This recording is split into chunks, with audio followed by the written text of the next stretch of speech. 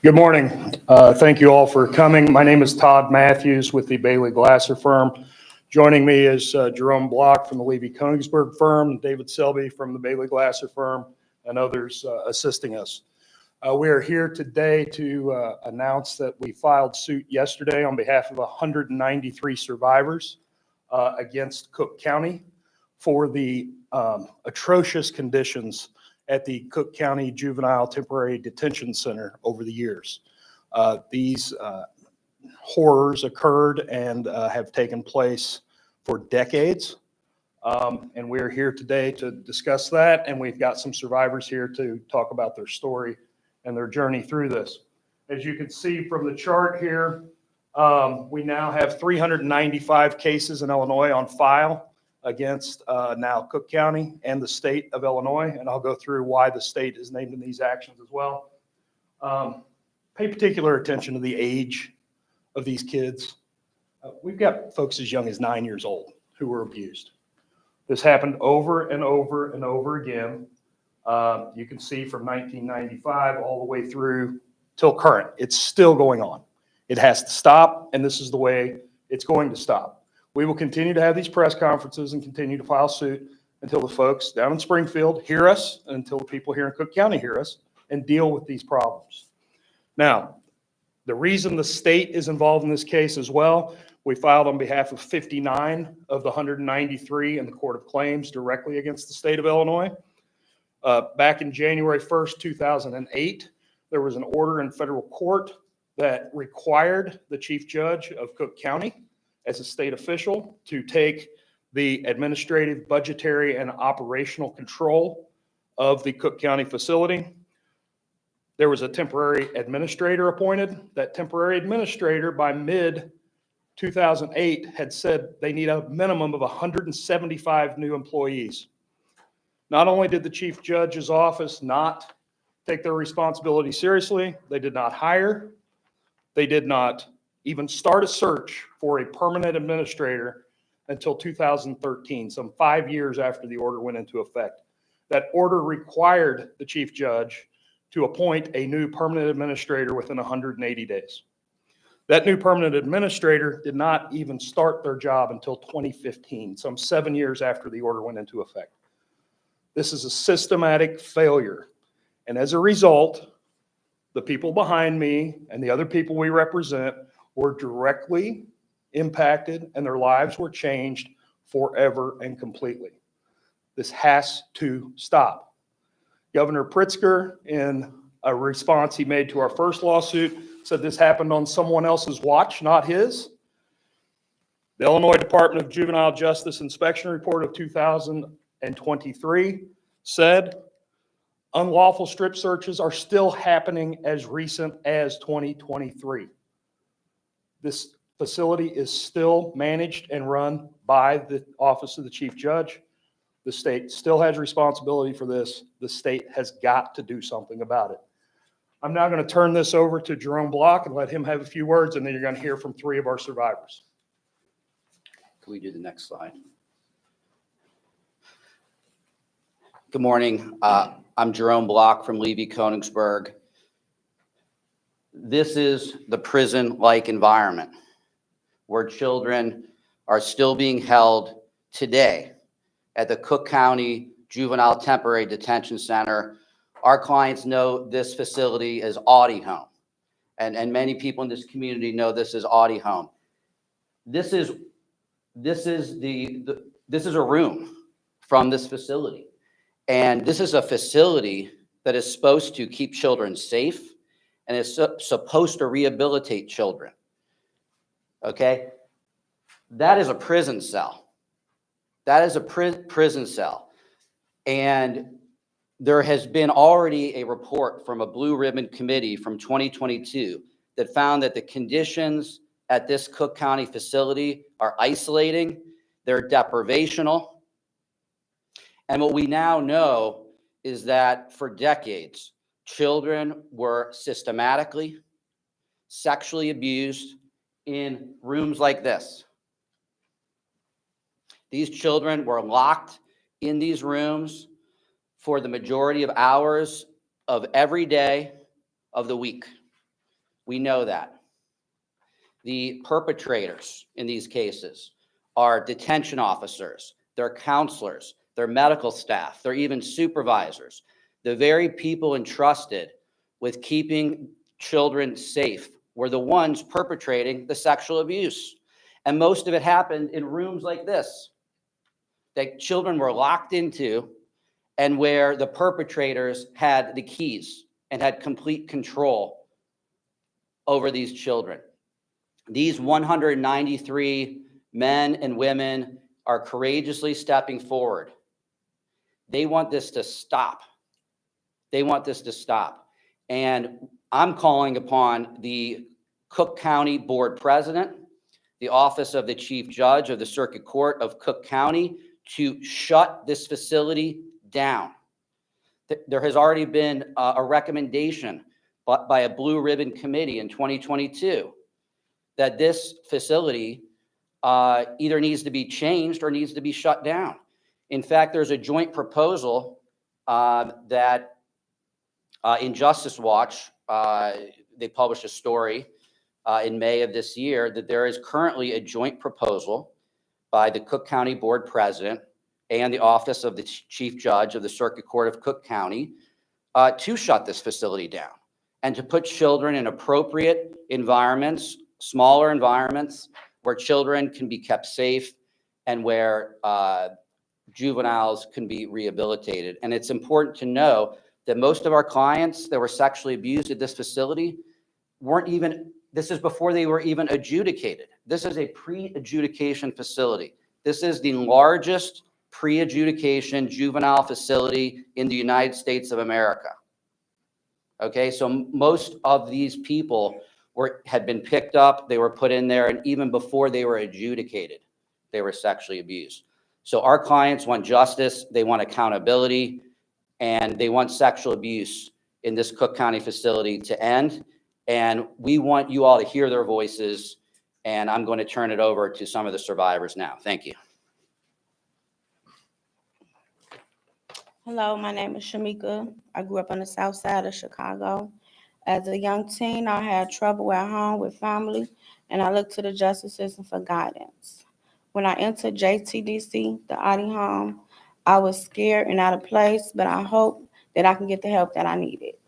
But instead of getting help, I was preyed on and sexually abused by employees of the detention center. These were adults that swore an oath to protect young and vulnerable children, but they broke that oath and lost my trust in the system. I was abused nearly 2 decades ago, but it still affects me to this day. I was afraid to speak out and share my story, but this lawsuit has helped me to get justice I deserve. I stand here for my kids and for all the girls who went through what I did. To those girls, I say, speak up, be strong, and we are here to fight for you. Thank you.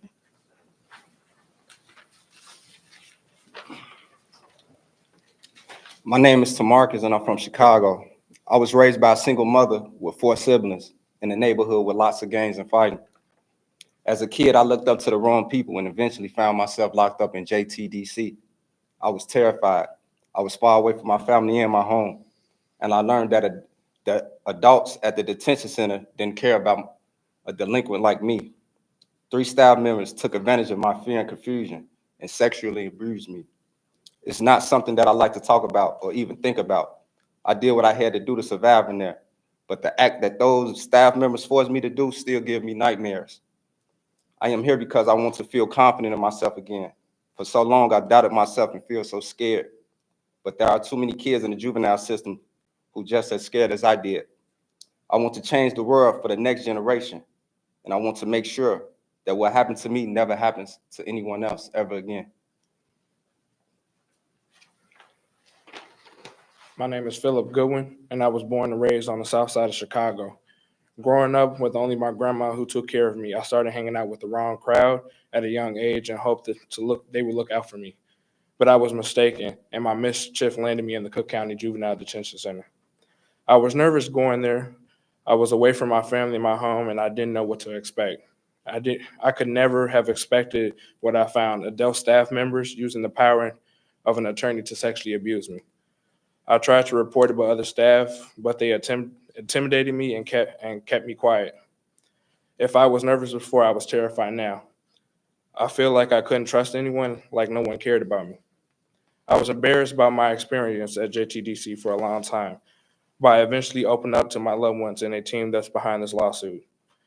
Talking about my abuse feels like a weight lifted off my shoulders, and I can finally get the anger that I carried for decades. To those who went through what I did, I want to tell you to stay strong.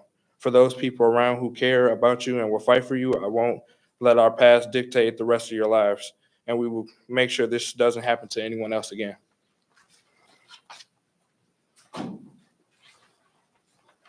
I want to thank our survivors for coming today and sharing their stories. These are just 3 of the hundreds of stories that are out there.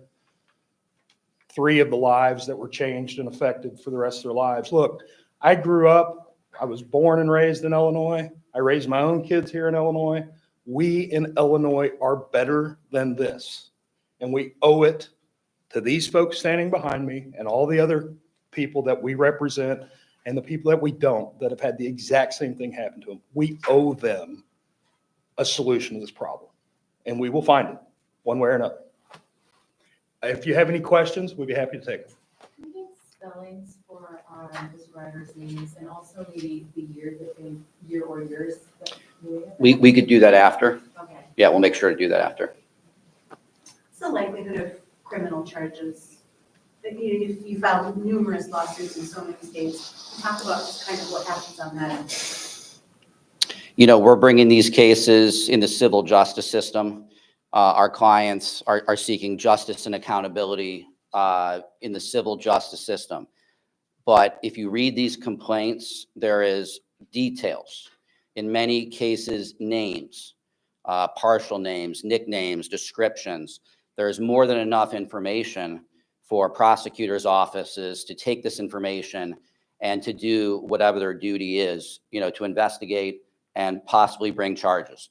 But that is really, it's really all we can do is bring this issue to the surface and present this information. And then I think it's really the responsibility of local prosecutors to decide what to do with it from the criminal standpoint. Can you just mention how many total have you filed in Illinois and how many nationally? Yeah, so if you go back to the other slide. So now, to date, we have filed 395 cases involving sexual abuse at Illinois juvenile detention facilities. Of that 395, about half are from the Cook County Juvenile Temporary Detention Center, about half, 47%. The other, approximately 53%, the other half are from the Illinois Youth Centers, the state-operated Illinois Youth Centers. But you can see that in terms of the highest volume of sexual abuse in terms of the case filings at any single facility, Cook County is the most, followed by Illinois Youth Center St. Charles, Illinois Youth Center Harrisburg, and on down the line. In terms of nationally, more than 1,000 cases have been filed in multiple states arising from sexual abuse at juvenile detention centers. That includes Maryland, New York, New Jersey, Pennsylvania, both in the Philadelphia area and the Pittsburgh area. This is the 4th lawsuit in Illinois. This is, Well, there's 4 lawsuits, Yes. 2 of which were filed yesterday. right. So 3 groups, 4 individual suits. Any other questions? Yeah, what's the progress or have you made any progress on the other cases in Illinois that you've got on? So far, all we've heard from Governor Pritzker is essentially his claim that this wasn't on my watch. We'll see what we hear from the Cook County board president. We'll see what we hear from the legal department. But at this point, we've filed the cases, and the defendants in the cases have a certain amount of time to file an answer, and then we go from there. And do you anticipate to have more survivors coming forward? Yes, we will be filing more cases. More survivors are continuing to come forward. I don't have an exact number for you, but really there was systematic institutionalized sexual abuse that went on for so many years. And so we are seeing more and more survivors come forward, particularly as awareness is raised through, published reports. I know you specifically mentioned strip searches, but the abuse goes beyond that. Yeah, I mean, if I could just, many of our clients were raped. Many of our clients were forced to perform oral sex or other sexual acts. These cases involve all sorts of sexual abuse and penetration of our clients' bodies. These are all very serious cases. Sometimes strip searches were used as a pretext for sexual abuse. Really, there's been criticism of this facility for unconstitutional strip searches. Okay, there's an initial question of why are these children being strip searched in the first place? Okay, and then there's the question of why were many of these strip searches veering into sexual abuse? Let me just add to what Jerry just said, just to be clear. That's why I said it's a systematic failure. We have reports of numerous abusers on one child at the same time. This was going on in the institutions. The people inside the institutions knew about it. This wasn't one guard dragging one child off to a corner. This was known in the system that this was happening. We've got kids that were abused hundreds of times, not just one incident, hundreds of times. It's a systematic failure, and it was known. Any other? One other follow-up. In a previous lawsuit, somebody who was named as a mayor of a downstate community, has there been any word of charges, any follow-up there? So to this date, the only response that we have had from that individual is that he absolutely 100% denies it all ever having happened. In that particular case, we have 8 or 9 survivors that never knew each other, weren't there at the same time, don't know each other today, all saying very similar stories. So we will await his response further. But the city council has done absolutely nothing, and law enforcement, to our knowledge, has done nothing. Any other questions? All right, thank you very much for being here today. We appreciate it.